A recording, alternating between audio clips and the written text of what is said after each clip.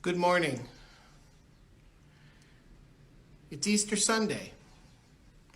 You wouldn't necessarily know that to look outside. We are finally starting to get a little light. I'm going to see if I can show you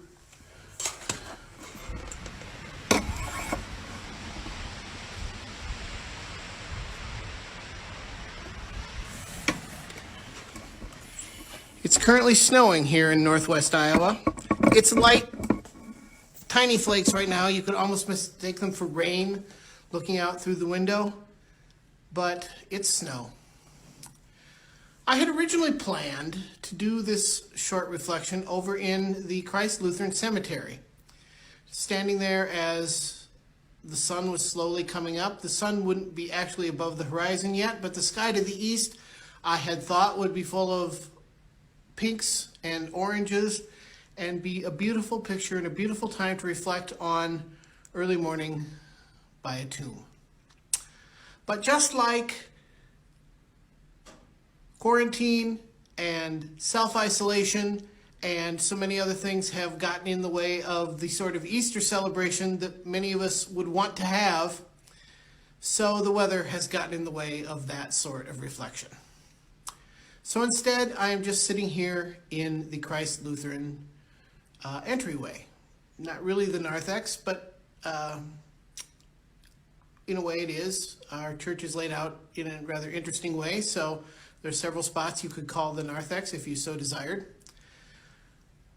I'm sitting here reflecting on what this day means. It doesn't really feel like Easter. Yes, I did a Maundy Thursday service and a Good Friday service and daily reflections each of those days as well as Holy Saturday. I have been preparing for this day for some time.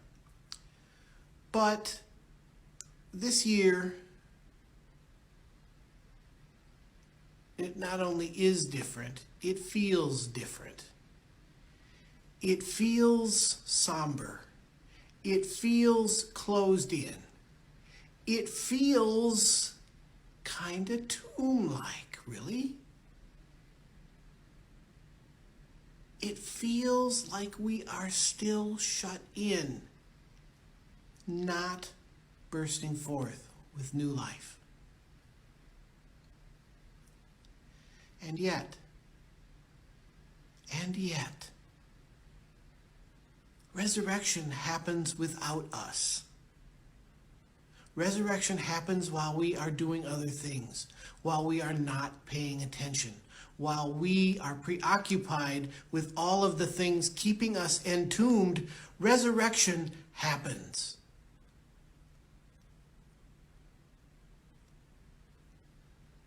Resurrection happened on this day so many years ago. And because of that resurrection, we will all know resurrection. And the joy and promise of a day that started out with grief and pain and sadness will come to us, will be ours. We have but to wait. And in our waiting, we can reflect on the fact that we don't need to do anything to experience resurrection. All we need to do is wait and pray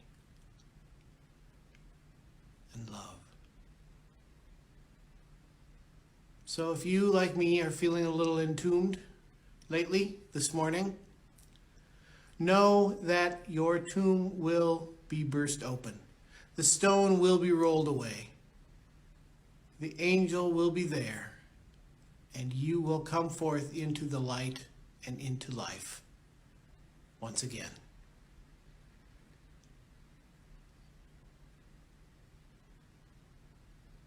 And when we do, we will know who was with us at that time and through all that we endured.